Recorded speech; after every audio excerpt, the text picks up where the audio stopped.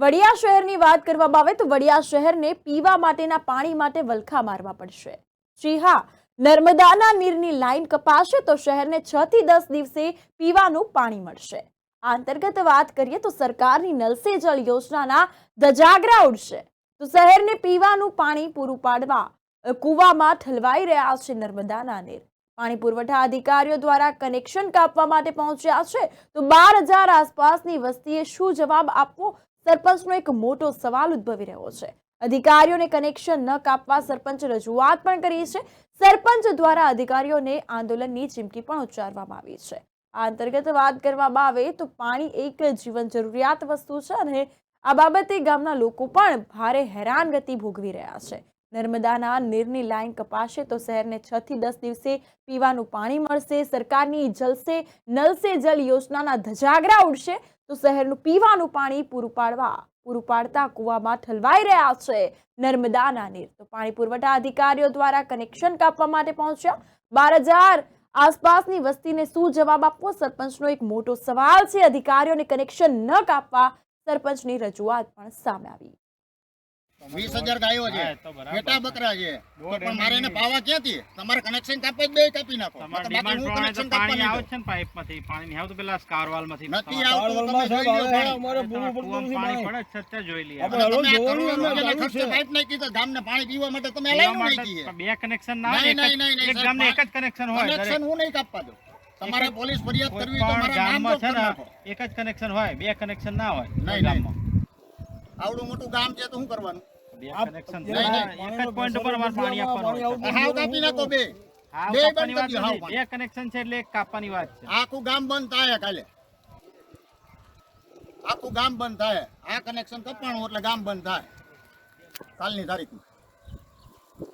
અને બધાય ઉપવાસ ઉપર ઉતારું બધાય।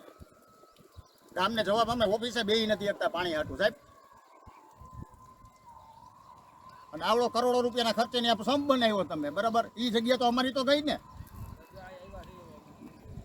પાણી આજે બંધ નહીં થાય ને કાલે બંધ નહીં થાય। હાલો, તમારે જે કરવું એ કરજો। અને પહેલા નંબરમાં સાહેબ તમારે મને જાણ કરવી જોઈએ। ગામનો પ્રથમ નાગરિક હું છું। કરવી જોઈએ કે ન કરવી જોઈએ? શું અમે કનેક્શન નહીં કપાય સાહેબ, કાપવું તો હાવ પાણી બંધ કરી દો।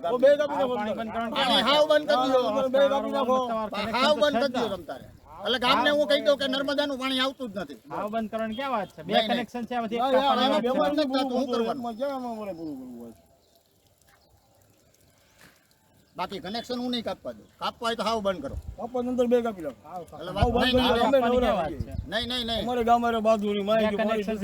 અરે ગામને જાહેર કરી દે, ગામમાં પાણી જ નથી, વાત થઈ ગઈ પૂરી। બાકી હું તમને આ કરવા નહીં દઉં। કાપવા હોય તો બે બંધ કરો। હાવ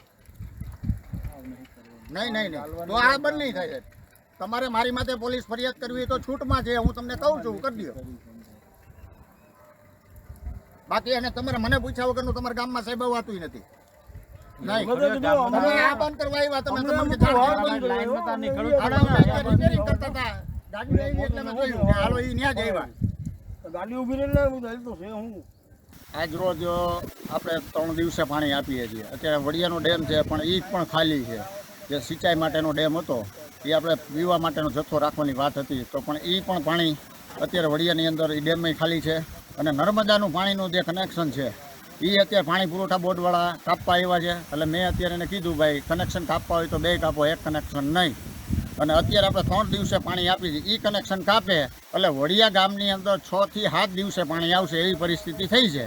એટલે આ લોકોને રિક્વેસ્ટ મેં કરેલી છે કે ભાઈ તમે કનેક્શન ના કાપો, તો એ કે નહીં કનેક્શન અમારે કાપવું જ પડે એમ છે, એમ હાલે એમ નથી। તો વડિયા ગામની અંદર 12,500 માણસોની વસ્તી છે અને 20,000 ગાયો છે, ઘેટા બકરા છે, માલધારીના છે જે ઢોર છે, તો એને પાવા લોકો ક્યાં જશે? વડિયાના જે નદી છે આખો ખાલી છે, ડેમ પણ વડિયાનો ખાલી છે। એટલે એ લોકોને મારી રીતે મેં રિક્વેસ્ટ કરી છે કે ભાઈ તમે કાપતા નહીં, એ કે નહીં અમારે કાપવું જ પડશે। તો મેં એવું કહેવામાં આવ્યું કે ભાઈ મેં તમે બે કનેક્શન કાપી નાખો। એટલે અમે ગામને એમ કહી દઈએ કે ભાઈ નર્મદાનું પાણી વડિયાની અંદર આવતું નથી। આપણે રોજ 4 દિવસે પાણી આપી, જો એ બંધ કરશું એટલે વડિયાનો વારો ઓછામાં ઓછો 10 દિવસે પાણી આવશે અને 6 દિવસે પાણી આવશે, એનું નક્કી નથી થાય। એટલે આ લોકો સાહેબને રજૂઆત કરી છે।